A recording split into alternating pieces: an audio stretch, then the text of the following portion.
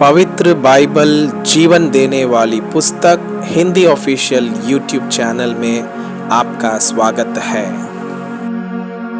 हमारे वीडियो प्रतिदिन प्राप्त करने के लिए कृपया हमारे चैनल को सब्सक्राइब करें और नोटिफिकेशन आइकॉन भी दबाएं। आज का पवित्र बाइबल पाठ न्यायियों के पुस्तक अध्याय 6। गिदोन का चरित्र। तब इस्राएलियों ने यहोवा की दृष्टि में बुरा किया, इसलिए यहोवा ने उन्हें मिदानियों के देश में 7 वर्ष कर रखा और मिदानी इस्राएलियों पर प्रबल हो गए। मिदानियों के डर के मारे इस्राएलियों ने पहाड़ों के गहरे गड्ढों और गुफाओं और खिलों को अपने निवास बना लिए।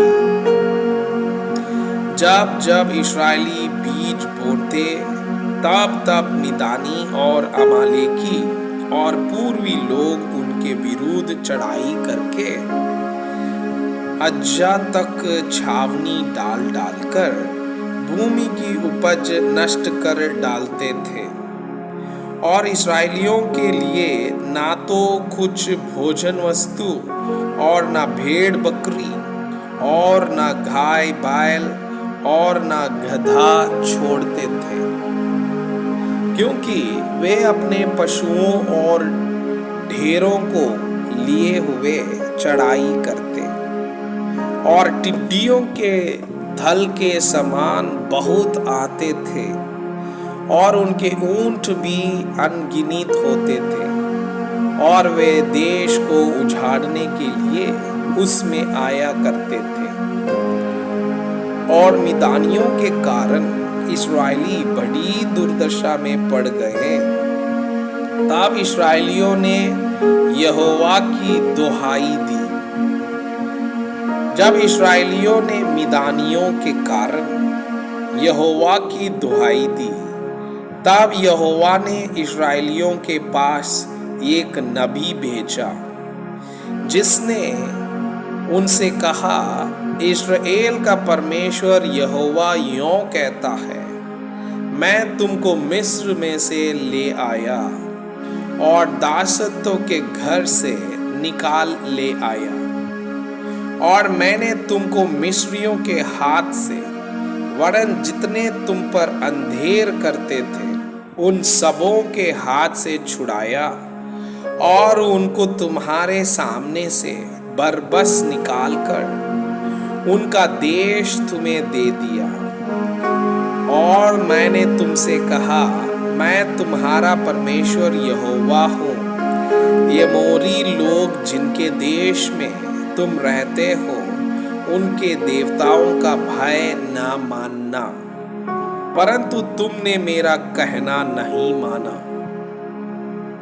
फिर यहोवा का दूत आकर उस बांज वृक्ष के तले बैठ गया, जो ओपरा में अबीएजेरी योहाश का था, और उसका पुत्र गिदोन एक दाग रस के कुंड में गेहूं इसलिए झाड़ रहा था कि उसे मिदानियों से छिपा रखे। उसको यहोवा के दूत ने दर्शन देकर कहा, हे शूरवीर सुरमा, यहोवा तेरे संग है। गिदोन ने उससे कहा, हे मेरे प्रभु, विनती सुन, यदि यहोवा हमारे संग होता तो हम पर यह सब विपत्ति क्यों पड़ती? और जितने आश्चर्य कर्मों का वर्णन हमारे पूर्व का यह कहकर करते थे, क्या यहोवा हमको मिस्र से छुड़ा नहीं लाया? वे कहाँ रहे? अब तो यहोवा ने हमको त्याग दिया और मिदानियों के हाथ कर दिया है। तब यहोवा ने उस पर दृष्टि करके कहा, अपनी इसी शक्ति पर जा और तू इस्राएलियों को मिदानियों के हाथ से छुड़ाएगा। क्या मैंने तुझे नहीं भेजा? उसने कहा, हे मेरे पुत्र, बिनती सुन, मैं इस्राएल को कैसे छुड़ाऊं? देख, मेरा कुल मनासे में सबसे कंगाल है, फिर मैं अपने पिता के घराने में सबसे छोटा हूँ। यहोवा ने उससे कहा, निश्चय मैं तेरे संग रहूंगा, इसलिए तू मिदानियों को ऐसा मार लेगा जैसा एक मनुष्य को। गिदोन ने उससे कहा, यदि तेरा अनुग्रह मुझ पर हो तो मुझे इसका कोई चिन्ह दिखा कि तू ही मुझसे बातें कर रहा है। जब तक मैं तेरे पास फिर आकर अपनी भेंट निकाल कर तेरे सामने ना रखूं, तब तक तू यहां से ना जा। उसने कहा, मैं तेरे लौटने तक ठहरा रहूंगा। तब गिदोन ने जाकर बकरी का एक बच्चा और एक एपा मैदे की अख़मीरी रोटियां तैयार की। तब मांस को ठोकरी में और जूस को तसले में रखकर बांज वृक्ष के तले उसके पास ले जाकर दिया। परमेश्वर के दूत ने उससे कहा, मांस और अख़मीरी रोटियों को लेकर इस चट्टान पर रख दे और जूस को उंडेल दे। उसने ऐसा ही किया। तब यहोवा के दूत ने अपने हाथ की लाठी को बढ़ाकर मांस और अख़मीरी रोटियों को छुआ और चट्टान से आग निकली, जिससे मांस और अख़मीरी रोटियां भस्म हो गई। तब यहोवा का दूत उसकी दृष्टि से ओझल हो गया।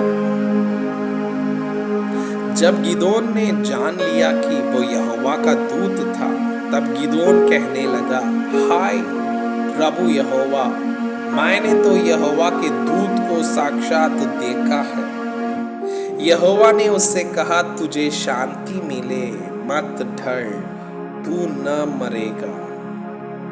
तब गिदोन ने वहां यहोवा की एक वेदी बनाकर उसका नाम यहोवा शालोम रखा।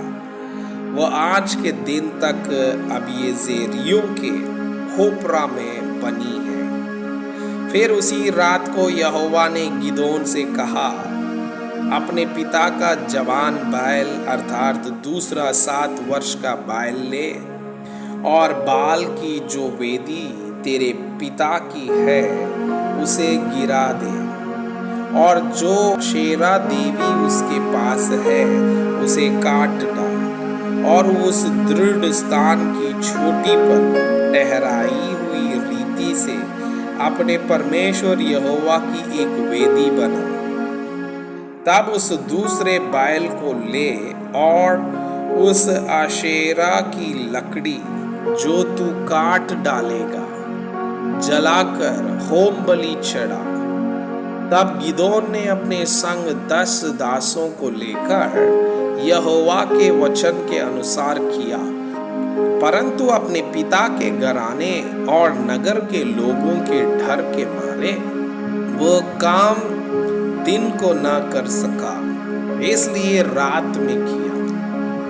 नगर के लोग सवेरे उठकर क्या देखते हैं कि बाल की वेदी गिरी पड़ी है और उसके पास की अशेरा काटी पड़ी है और दूसरा बैल बनाई हुई वेदी पर चढ़ाया हुआ है।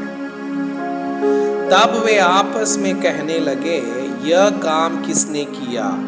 और पूछताछ और ढूंढ ढांड करके वे कहने लगे, यह योआश के पुत्र गिदोन का काम है। तब नगर के मनुष्यों ने योआश से कहा, अपने पुत्र को बाहर ले आ कि मार डाला जाए, क्योंकि उसने बाल की वेदी को गिरा दिया है और उसके पास की अशेरा को भी काट डाला है। योआश ने उन सबों से जो उसके सामने खड़े हुए थे कहा, क्या तुम बाल के लिए वाद विवाद करोगे?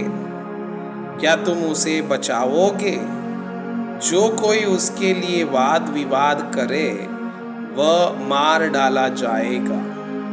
सवेरे तक ठहरे रहो, तब तक यदि वह परमेश्वर हो तो जिसने उनकी वेदी गिराई है उससे वह आप ही अपना वाद विवाद करे। इसलिए उस दिन गिदोन का नाम यह कहकर यरूब्बाल रखा गया कि इसने जो बाल की वेदी गिराई है तो इस पर बाल आप वाद विवाद कर ले। इसके बाद सब मिधानी और अमालेकी और पूर्वी इकट्ठे हुए और पार आकर इज़राइल की तराई में डेरे डाले। तब यहोवा का आत्मा गिदोन में समाया और उसने नरसिंगा फूंका। तब अबीएजेरी उसकी सुनने के लिए इकट्ठे हुए। फिर उसने समस्त मनासे के पास अपने दूत भेजे और वे भी उसके समीप इकट्ठा हुए। और उसने आशेर, जबूलन और नप्ताली के पास भी दूत भेजे। तब वे भी उससे मिलने को चले आए। तब गिदोन ने परमेश्वर से कहा, यदि तू अपने वचन के अनुसार इस्राएल को मेरे द्वारा छुड़ाएगा तो सुन, मैं एक भेड़ी का ऊन कलिहान में रखूंगा और यदि होश केवल उस ऊन पर पड़े और उसे छोड़ सारी भूमि सूखी रह जाए तो मैं जान लूंगा कि तू अपने वचन के अनुसार इस्राएल को मेरे द्वारा छुड़ाएगा। और ऐसा ही हुआ। इसलिए जब उसने सवेरे उठकर उस ऊन को दबाकर उसमें से होज निचोड़ी तब एक कटोरा भर गया। फिर गिदोन ने परमेश्वर से कहा, यदि मैं एक बार फिर कहूं तो तेरा क्रोध मुझ पर ना भटके। मैं इस ऊन से एक बार और भी तेरी परीक्षा करूं, अर्थात केवल ऊन ही सूखी रहे और सारी भूमि पर होश पड़े। उस रात को परमेश्वर ने ऐसा ही किया, अर्थात केवल ऊन ही सूखी रह गई और सारी भूमि पर होश पड़ी।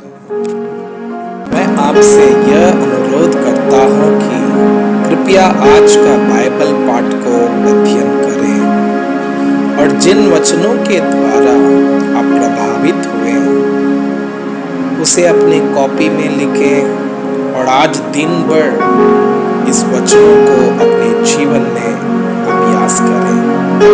परमेश्वर चाहता है कि आप उनके समान सिद्ध और पवित्र बन जाएं। परमेश्वर आपको बहुताई से